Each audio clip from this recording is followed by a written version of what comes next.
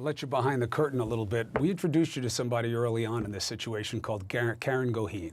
She's a nurse in Washington. She was right in the epicenter. Her mother was in that elder care center where they had the outbreak in the beginning. She couldn't get to her mom, and then she found out she had coronavirus, and she was home, and she was vital, and she was great.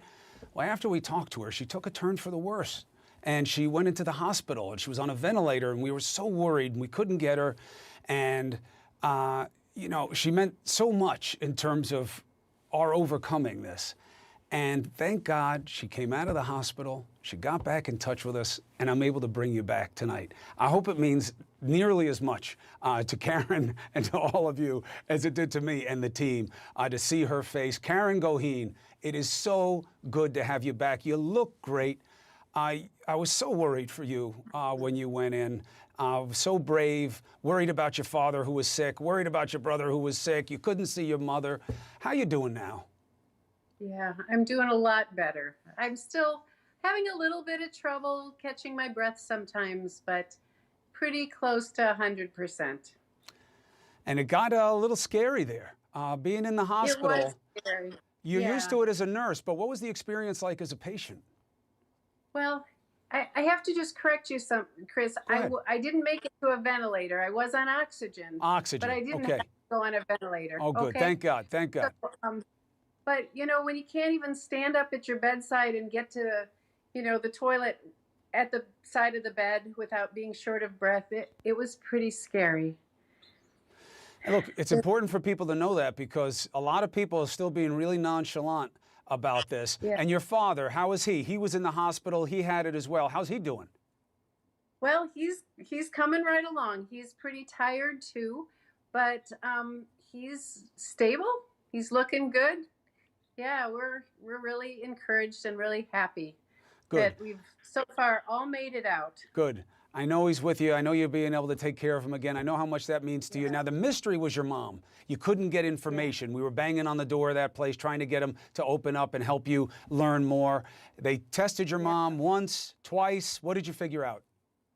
Well, she was tested once and was negative, and then she was tested again and it was positive, which made us really scared. But we went and visited her today. She looks really good. She's had no symptoms since she was tested positive. Look at those So two. she looks great. We're hoping to get her home maybe this next week so that my mom and dad can be together again and so they can hold hands and keep each other company through whatever is to come next. Oh, Karen, you're opening up our hearts here, and it's just beautiful to see the family come through this together to this point. God willing, by the grace, everything stays good going forward. Yeah. And I'd love to get your take on something. This message, Karen, that you know what, they're going to have to be sacrifices here, and some of the old people may have to, take it on the chin for the country so that we can open the economy again and get people back to work. It sounds so cruel to me, just so against what we're about. And as someone who's just been fighting and watching your parents fight, and you know how much life they have left and what they mean to your family, what do you think of that kind of message? Well, I think that message is wrong. I think the problem is that if you let all these people get sick because we're not being careful, that's going to be really bad for the economy too. That's going to be really bad for our healthcare system. It costs a lot to have a lot of people in the hospital. There is no dollar amount you can put on people's lives. You have to do everything you can to prevent this virus from spreading. The economy will return. The economy will improve over time. We've seen it time and time and again. We're a strong country. We have to pull together, care for each other. We would never get through this if we don't. And we can't sacrifice the lives of our wise elders for the economy. Okay, I totally disagree with that idea. I think we can get through this.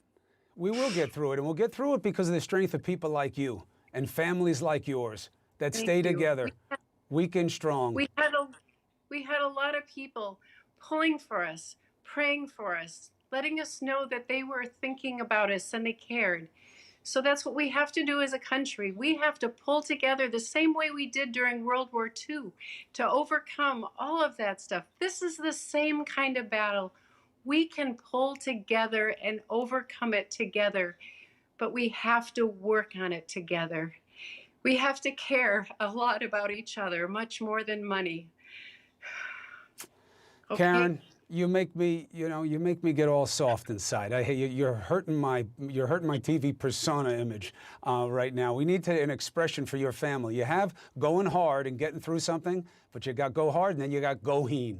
And you guys are just so tough, and you made it through together, and your heart is filled with love, and you just want to help the people around you. You're just the best of us, and I'm so happy that even in this circumstance, you came into our lives. It's so beautiful to get to know you and see what you've done for yourself and your family and what you're about. God bless you and the family, and I'm so happy you came through the worst of it. Thank you so much, Chris. My love to all of those people out there. If you get it, I'm praying for you and all the nurses and doctors. I'm keeping you in my heart. You are so special. We love you all. And you're one of them. You're a nurse. Get well, get back to work, and send my love to your parents. Okay. Thank you, Chris. All right.